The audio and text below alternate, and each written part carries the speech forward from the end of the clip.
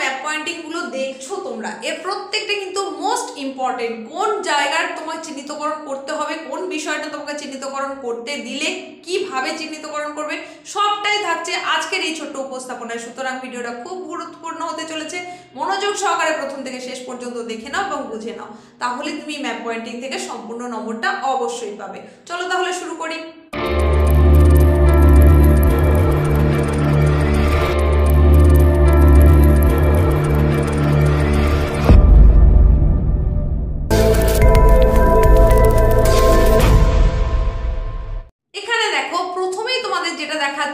অতি গুরুত্বপূর্ণ ইতিহাসের ম্যাপ পয়েন্টিং হিসাবে সেটা হচ্ছে এই যে চিহ্নিত এলাকাটা দেখতে পাচ্ছ, দেশীয় রাজ্য জুনাগড়।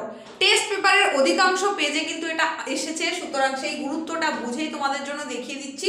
তাহলে দেশীয় রাজ্য জুনাগড় যদি এটা তোমাদের ম্যাপ পয়েন্টিং হিসাবে এসে থাকে, তখন তোমাকে এই জায়গাটা চিহ্নিতকরণ করতে হবে। নেক্সট যেটা দেখিয়ে দেবো সেটা হলো, দেখো এই যে জায়গাটা এখন তোমাদেরকে চিহ্নিত করে দেখাচ্ছি, এই জায়গাটা, এটা তোমরা কখন চিহ্নিত করবে?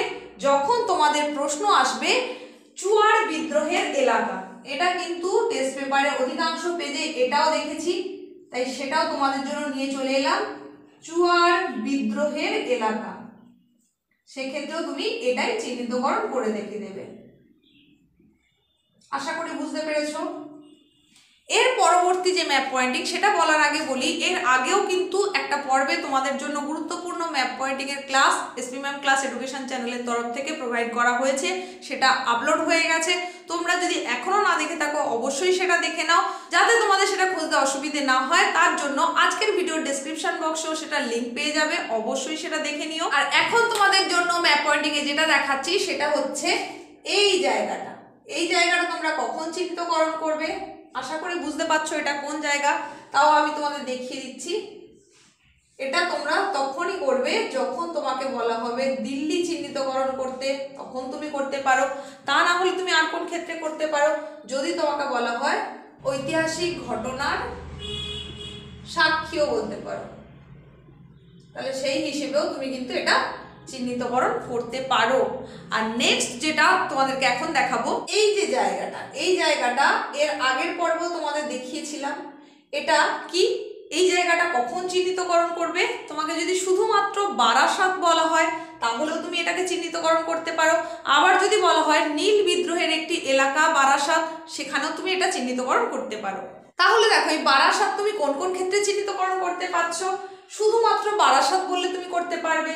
বারাসাত বিদ্রোহের এলাকা, বারাসাত বিদ্রোহের এলাকা বললেও সেখানে তোমাকে বারাসাত চিহ্নিতকরণ করতে হবে, বা তোমাকে বলতে পারে নীল বিদ্রোহের এলাকা হিসেবে বারাসাত, তাহলে সেক্ষেত্রেও তুমি কিন্তু এই জায়গাটাই চিহ্নিতকরণ করবে। তাহলে একটা মাত্র চিহ্নিতকরণ শিখে নিয়ে একাধিক বিষয়ের জন্য তুমি কিন্তু করতে পারলে। আর নীল বিদ্রোহের অন্যতম এলাকা হিসেবে তুমি সেখানে কিন্তু চিহ্নিতকরণ তোমাকে করতে হবে, সেটা দেখিয়ে দিচ্ছে এই জায়গাটায়, দেখে নাও। সেটা তোমাকে করতে হবে এইখানটা। তাহলে এটা কিসের ক্ষেত্রে তুমি চিহ্নিতকরণ করবে? এটা হচ্ছে নীল বিদ্রোহের অন্যতম এলাকা। তাহলে নীল বিদ্রোহের অন্যতম এলাকা সেটা কি না যশোর, সেটা তুমি চিহ্নিত করবে এই জায়গায়। তোমরা জানো যশোর হচ্ছে বাংলাদেশে, তাহলে বাংলাদেশের এই অংশটা শুধুমাত্র যশোর বললে সেটাও তুমি করতে পারো, তবে শুধুমাত্র যশোর হিসেবে সাধারণত আসে না, নীল বিদ্রোহের অন্যতম এলাকা হিসেবে আসে, সেক্ষেত্রে তুমি এই জায়গাটা চিহ্নিতকরণ করে দেবে। পরবর্তী চিহ্নিতকরণে যাওয়ার আগে বলি, এসপি ম্যাম ক্লাস এডুকেশন চ্যানেলে তুমি কি ফার্স্ট টাইম ভিজিটার? যদি সেটা হয়ে থাকে তাহলে অবশ্যই এখনই চ্যানেলটাকে সাবস্ক্রাইব করো, আর পাশে থাকা বেল আইকনটাকে অবশ্যই অল করে দাও, কারণ এই ধরনের গুরুত্বপূর্ণ ক্লাসগুলো পেতে গেলে তোমাকে চ্যানেলটাকে সাবস্ক্রাইব করার পাশাপাশি নোটিফিকেশন বেল আইকনটাকে কিন্তু অবশ্যই অল করতে হবে, যাতে ভিডিও আপলোড হওয়ার সঙ্গে সঙ্গে তৎক্ষণাৎ সেই ইনফরমেশনটা, সেই নোটিফিকেশনটা তোমার কাছে পৌঁছে যেতে পারে। দেখে নাও পরবর্তী পয়েন্টটি। দেখো এই যে চিহ্নিত জায়গাটা তোমরা এটা দেখতে পাচ্ছ, এটা কিসের ক্ষেত্রে তুমি চিহ্নিত করবে? না, এটা তোমাকে করতে হবে কৃষক আন্দোলনের অন্যতম কেন্দ্র। এই যে কৃষক আন্দোলনের অন্যতম কেন্দ্র তোমাদেরকে চিহ্নিতকরণ করে দেখালাম, এটা কি, কোন অঞ্চলটা? আর সেটার নাম হচ্ছে চম্পারণ। চম্পারণ শুধু আসতে পারে বা বলতে পারে কৃষক আন্দোলনের অন্যতম কেন্দ্র, সেক্ষেত্রে তুমি অবশ্যই এটা করবে চম্পারণ, এই এলাকাটা। এখানে তোমাদের চিহ্নিতকরণ করে দেখালাম। পরবর্তী গুরুত্বপূর্ণ ম্যাপ পয়েন্টিং হিসেবে তোমাদের যেটা দেখাচ্ছি সেটা হচ্ছে এই জায়গাটা। এই জায়গাটা। এটা তোমরা কখন চিহ্নিতকরণ করবে? যখন তোমাকে বলা হবে অসহযোগ আন্দোলনের একটি কেন্দ্র যেটা কিনা হচ্ছে পাবনা, এইটা যখন তোমাকে চিহ্নিতকরণ করতে বলবে তখন তুমি এইটা দেখিয়ে দেবে। তাহলে অসহযোগ আন্দোলনের কেন্দ্র হিসাবে পাবনা যদি চিহ্নিতকরণ করতে বলা হয়, তুমি ঠিক যশোরের এইখানটায়, এই যে জায়গাটা আমরা যশোর দেখিয়েছিলাম নীল বিদ্রোহের অন্যতম এলাকা, তারই ঠিক একটু ওপরে এটা হচ্ছে অসহযোগ আন্দোলনের অন্যতম একটি কেন্দ্র পাবনা।